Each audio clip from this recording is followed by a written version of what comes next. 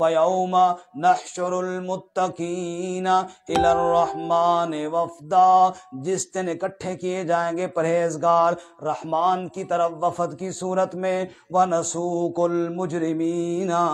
اللہ ہم سب کو بھی وفد کی صورت میں جنت میں لے جائے، قرآن کی محبت سے انشاءاللہ جائیں گے اکٹھے۔ اللہ فرماتے ہیں وَنَسُوقُ الْمُجْرِمِينَ،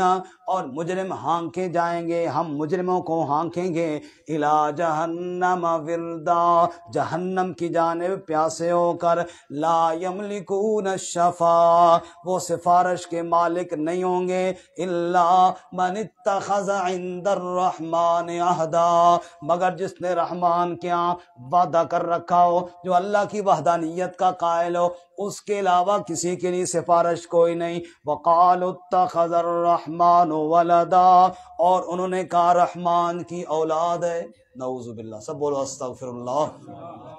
لَقَدْ جِئْتُمْ شَيْئًا إِدًّا، یقیناً بہت بھاری بات کہہ گئے ہو، بہت غلط بات کہہ دی ہے، یہ اتنی بڑی غلط بات ہے، اتنا بڑا غلط قول ہے۔ تَكَادُ السَّمَاوَاتُ يَتَفَطَّرْنَ مِنْهُ، قریب ہے کہ آسمان پھٹ جائیں اس سے، وَتَنشَقُّ الْأَرْضُ، اور زمین بھی پھٹ جائے، وَتَخِرُّ الْجِبَالُ حَدًّا، اور پہاڑ بھی انتہاؤں کو پہنچ گئے۔ کب؟ أَن دَعَوْا لِلرَّحْمَنِ وَلَدًا، جب لوگوں نے رحمان کی اولاد بتائی، جب اللہ کی اولاد بتائی، پوری کائنات تباہ ہونے پر آ گئی۔ وَمَا يَنبَغِي لِلرَّحْمَنِ أَن يَتَّخِذَ وَلَدًا، اور رحمان کے لیے مناسب نہیں کہ اس کی اولاد ہو، اللہ اولاد سے پاک ہے۔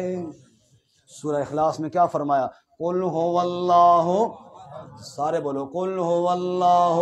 أَحَدٌ اللَّهُ الصَّمَدُ لَمْ يَلِدْ وَلَمْ يُولَدْ وَلَمْ يَكُنْ لَهُ كُفُوًا أَحَدٌ، ہے ارشاد خداوند عالم پاک محمد تائی، ذات رب دی واحد جانو جو ہے سب دا سائیں، اللہ الصمد، او بے نیاز الہی، سب محتاج اسی دے، او محتاج کسی دا نہیں، ملک وچ راج اسی دے، لم یلد ولم یولد، نہ بیٹا ہے نہ باپ ہے اس دا، او ہے پاک الہی، مرن جمن تھی پاک منزہ، سب اس دی ہے شاہی، ولم یکن لہ کفوا احد، ہم سرتے برابر اس دے دوسرا کوئی نہ ثانی، او ہمیشہ باقی اللہ ساری دنیا فانی۔